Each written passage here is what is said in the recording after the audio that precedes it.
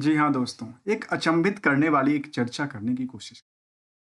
एक stock specific आज learning में जिस पॉइंट को लेकर के समझने की कोशिश करेंगे कि क्या जो इंडियन मार्केट है, जहां एफआईआई की लगातार बिकवाली हो, डीआईआई की खरीदारी हो और इसकी गेमबाजी में आम निवेशकों की पॉकेट से पैसा निकाल लिया जाए।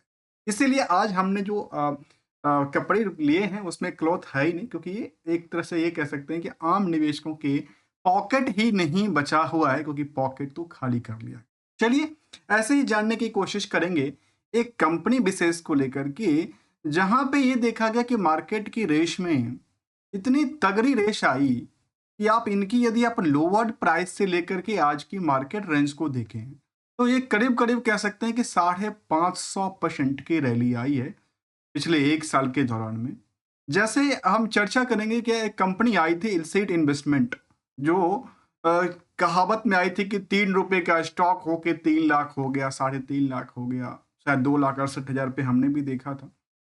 आजकल वही 1.5 लाख से नीचे लुढ़क के आ गया। किसमें कितना इंटरेस्ट है निवेशकों का, वो भी जानना बहुत जरूरी है। इस कंपनी के बारे में हम चर्चा कर रहे हैं, उसकी यदि जिक्र करें आपके सामने तो कंपनी का नाम है R D B infrastructures and power limited. अभी रिसेंटली मैं कंटेंट की बात करूं तो मैं अभी हमारे सामने एक कंटेंट आई थी और हमने सोचा कि अच्छा चला चला चला जाए, थोड़ा देखते हैं कंपनी को लेकर आखिर कंपनी क्या करती है, क्या क्या कारोबार है, उस कारोबार से जो बिजनेस है वो कहाँ तक स्थिरता बना पाती। तो हमने ये देखा इस कंपनी को लेकर के, जो इनकी लोअर टू लोअर प्राइस यदि 52 का देखें तो करीब 11 रुपए के आसपास था। आजकल मार्केट में 58 रुपए के आसपास ट्रेडिंग करती देखी गई।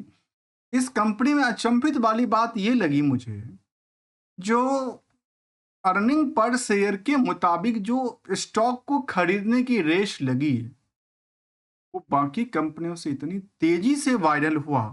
सोचिए यदि हम पूरे के पूरे उस सेक्टर की इंडस्ट्री की वैल्यूएशन के बेसिस पे देखा जाए, तो जहां इंडस्ट्रियल की पी केवल 26 टाइम्स के मुताबिक चलती देखी गई, तो वहां पे इनकी स्टॉक में 235 टाइम की भीड़ लगी हुई दिखी। इसकी स्टॉक प्राइस 58 रुपए के आसपास, बुक वैल्यू के मुताबिक कंपेयर किया जाए तो 2500% की रैली हुई। इंट्रिंसिक वैल्यू के मुताबिक देखा जाए तो करीब करीब 1000% की रैली रही। डिविडेंड की कोई रेगुलर इनकम के तौर पे कोई जिक्र नहीं करता है कंपनी। 1000 करोड़ की मार्केट कैप क्रिएट करती है कंपनी में। अच्छी बात यह है कि प्रमोटर्स हैंड 70% से ज्यादा बनी हुई है कंपनी में। यदि हम कुछ और पार्ट को देखें तो कंपनी नेट इनकम मार्जिन कम से कम यदि हम बात करें तो 3% से ज्यादा नहीं कमा के सेविंग कर, जो कि रिजर्व में है। इसके जानने के पीछे वजह क्या था? देखिए वजह ये था कि अभी मार्केट की यदि हम बात करें तो पिछले कुछ दिनों की डाटा डेटाबेस को देखें, यदि हम इसी 6 महीने के डेटाबेस को देखें जहां हम लोग कहते हैं कि मार्केट में एफआई ने बिकवाली किया, डीआई ने खरीदारी किया, उसकी रेस में ये जो कंपनी है जिसका नाम हमने देखा R D B realty and infrastructures limited की बात कर रहा हूँ, जिनकी स्टॉक प्राइस करीब 40 रुपए के आसपास आज से 6 महीने पहले हुआ का, आजकल 58 रुपए के आसपास चल रही। मतलब कह सकते हैं करीब करीब 30-35% के आसपास जंप आई। 35% मान लेते हैं, 40% मान लेते हैं लास्ट 6 महीने में स्थिरता बना के रखी है। तो क्या कारोबार भी इसका स्थिरता करती है?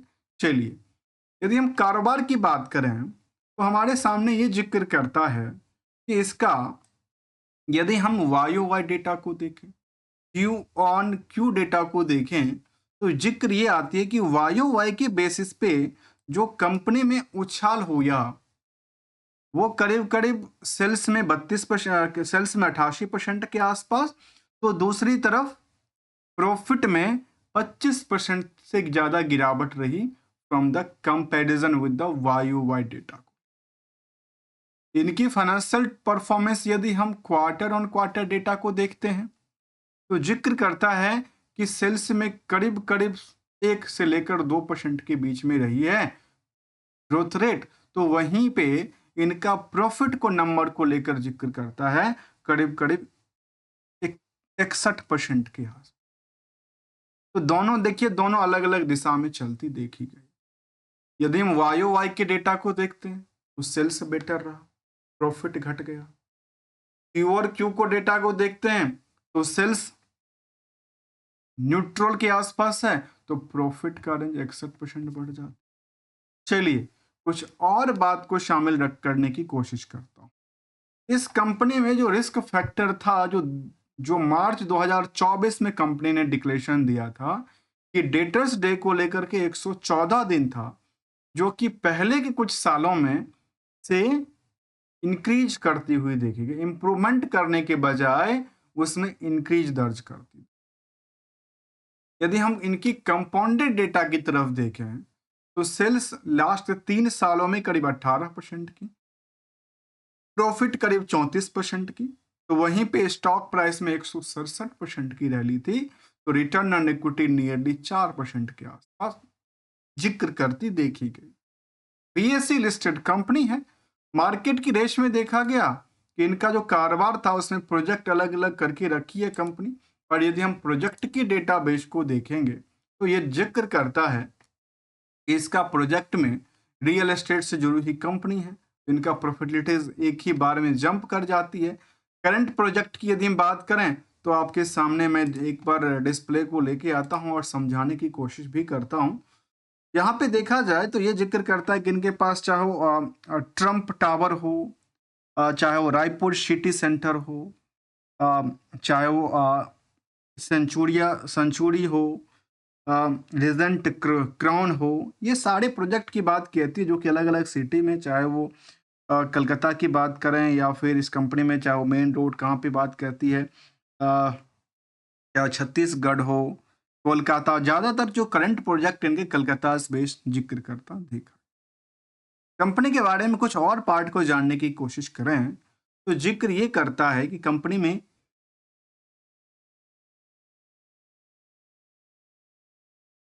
ईएसएम स्टेज 1 के अंदर रखा गया है। प्राइस बैंड तो 5% की थी। रेसिडेंशियल और कमर्शियल प्रोजेक्ट करती है। साल दर साल की बात करें तो कंपनी डिविडेंड की पॉइंट ऑफ व्यू से तो कुछ दिया नहीं है, लेकिन अभी रिसेंटली की बात करूं तो उन्होंने 25 में स्टॉक को स्प्लिट किया है और स्पिन ऑफ किया था 15 के बाद। ऐसा पहली बार 10 सालों के बाद ऐसा जिक्र करती देखी गई है। जबकि कंपनी में रिस्क का आंकड़ा जो था बहुत ज्यादा जिक्र करता है रिटर्न के एक्सपेक्टेशन के बेसिस। कंपैरिजन यदि करते हैं जिसमें कि मान इंफ्रा होगा, महिंद्रा लाइफ होगा, आर आर्केड्स होगा, इन सभी कंपनियों से इनकी आगे इन कंपनियों में जो भीड़ है वो काफी ज्यादा है। किसके लिहाज से? इनकम पर शेयर के हिसाब से। वहीं पे मार्केट कैप काफी छोटी सी थी, बुक वैल्यू के से कंपेयर करेंगे तो भी काफी ज्यादा महंगा दिखता है। स्टॉक का जो रेट है आज के टाइम भले हो 60 रुपया हो 50 रुपये हो, काफी ज्यादा महंगा दिखता है। इसके अलावा यदि रिसेंटली अपडेट की तरफ देखें आखिर कंपनी में ऐसा हो क्या रहा है। अभी रिसेंटली अपडेट में ये रहा कंपनी के पास जो इनको एक ऑर्डर को लेकर जिक्र करता है, और ये ऑर्डर कहाँ से था?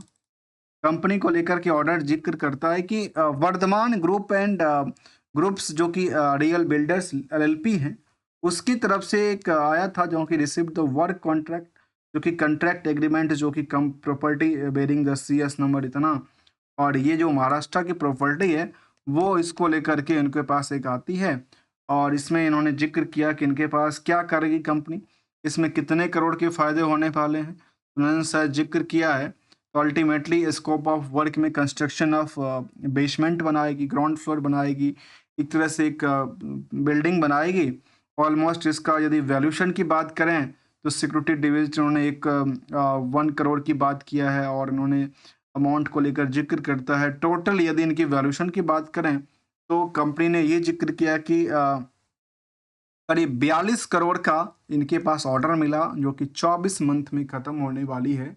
इस ऑर्डर को लेकर के अर्थात ये समझ में आएगी जो ये का जो टर्नओवर है उसमें अगले 2 साल में इनका 24 करोड़ का टर्नओवर होगा।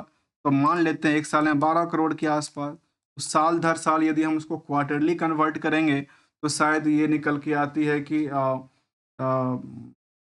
सोचिए यदि हम 12 करोड़ के हिसाब से देखें तो कितना निकल के आता है, कहाँ इनका यदि पुराना रिकॉर्ड भी है तो 24 करोड़ है। वाई के बेसिस पे कंपनी में ग्रोथ लेवल जो थी वो बरकरार थी।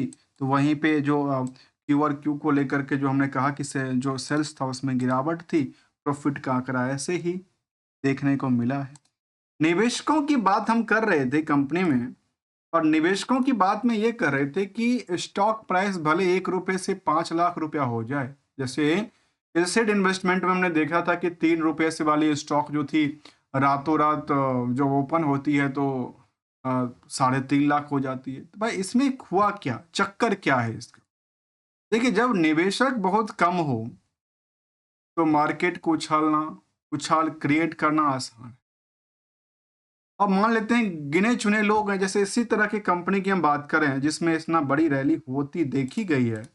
यदि हम इनमें exactly number of share holder की बात करें दिसंबर तक में, तो केवल और केवल 5,000 से कम निवेशक हैं, 1,000 करोड़ की मार्केट कैप है, और 70% की होल्डिंग प्रमोटर्स, 1 रुपए का भी होल्डिंग एफआईडीआई के पास नहीं है। आम निवेशकों ने जम के खरीदारी किया। अब कैसे किया, क्योंकि इससे पहले इसमें 3,000 लोग थे, 4,000 लोग थे। अब ऐसा लगता है कि जो जनवरी टू मार्च वाला पीरियड आएगा, शायद इसमें आंकड़ा डबल हो सकता है। नए प्लेयर की संख्या डबल हो सकती है, क्योंकि मार्केट में शायद कुछ ऐसा हलचल क्रिएट किया गया है जिसकी वजह से 30% की होल्डिंग में 3,000 निवेशक हैं और 1,000 करोड़ की मार्केट। अर्थात कितना हुआ 1,000 करोड़ में? 300 करोड़ की मार्केट का। 300 करोड़ की मार्केट में 3,000 निवेशक बैठे हैं। यही आंकड़ा था कंपनी को समझने के लिए। यदि हम इसको पॉइंट आउट व्यू से कंपेयर करते हैं सेंसेक्स के पॉइंट आउट व्यू से, तो सोचिए, जहां सेंसेक्स में लगातार गिरावट का सेंटीमेंट बना है, वहां इनकी स्टॉक में चाहे एक सप्ताह से लेकर के चाहे हम पिछले 10 सालों के डेटा को देखें, तो सबसे ज्यादा रिटर्न जो क्रिएट किया है वो किया है करीब 5 सालों में, जो कि 2840% तक जिक्र का। तो इस तरह से कंपनी में एक बहुत बड़ी रैली क्रिएट करती देखी गई, क्योंकि निवेशकों का जो इंटरेस्ट है कंपनी में काफी छोटा सा है। 4 से 5,000 निवेशकों का इंटरेस्ट जुड़ा हुआ है। स्टॉक की प्राइस दिन ब दिन बढ़ती जा रही। किसको मौका मिला, किसको मौका नहीं मिला, ये एक चिंता का विषय बिल्कुल नहीं है, क्योंकि मार्केट में जब सभी लोगों के पास मौका मिलेगा तभी तो होगा। चुनिंदे लोगों को मौका मिला तो फिर क्या मिला, फिर क्या किसके हाथ में मिला, किसके हाथ में नहीं मिला, मार्केट में टूटी या मार्केट में जंप किया। मिलेंगे कुछ नई पॉइंट के साथ, तब तक के लिए thanks for the joining us दोस्तों।